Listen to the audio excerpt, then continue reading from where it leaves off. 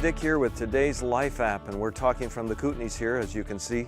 A great time that we've been having, and please come back to dickandjoan.com on a regular basis. Check this out. Today I want to talk about maintaining purity of mind.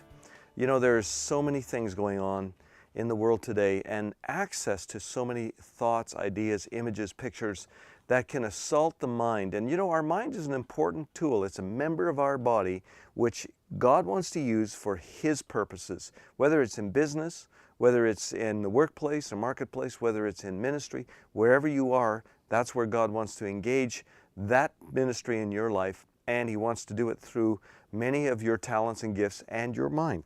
You know, this is an interesting story. It says, there was once a ship caught in a terrible storm. The crew's plight was further compounded by the realization that a cannon was loose below deck. Every wave turned the unchained cannon into an internal battering ram. Two brave sailors risked their lives to go below and secure the loose cannon.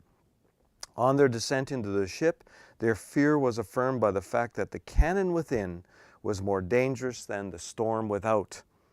Although there is much to fear in life, your greatest danger is the sinful nature within. What an interesting illustration of how our battles, very often we focus on the ones on the external circumstances, maybe people or other things, but the more dangerous battle is the one that is internal.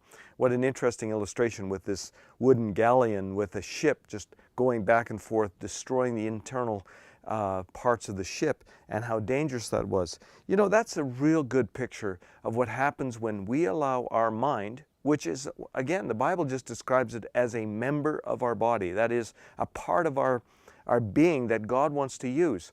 Just like your hand is a part of your being that you get to use. And it just shows you how critical it is that our mind is disciplined to stay on the right path. No one is beyond the temptation of entertaining the wrong kinds of things.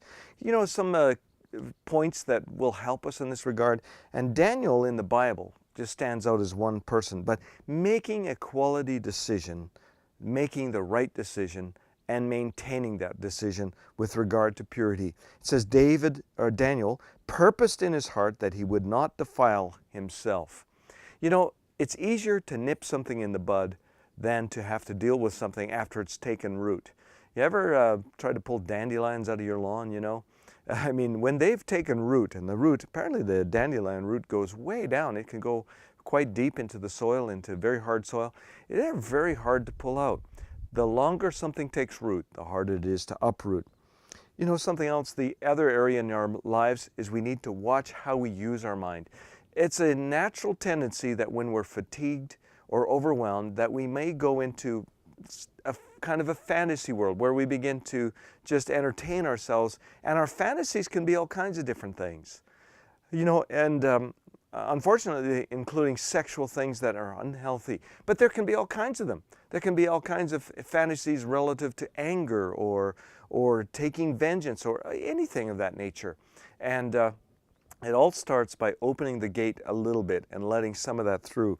We need to replace those images in our mind with the right kinds of images, or we need to engage ourselves in wholesome recreational activities that, you know, I find for myself, one of the things that I find is that I enjoy doing work with my hands. So if I build something or repair something or do something of that nature, I'm actually getting quite a bit of fulfillment from that, and I find a lot of tension release when the kind of work I do is primarily engaged in communication, marketing, ministry, and these kinds of things, which are contrary to my natural tendencies.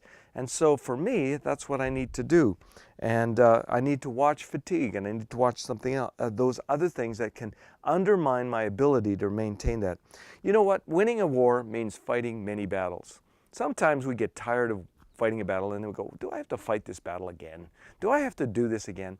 But the fact of the matter is, a war is not just one battle. It's many battles after many battles.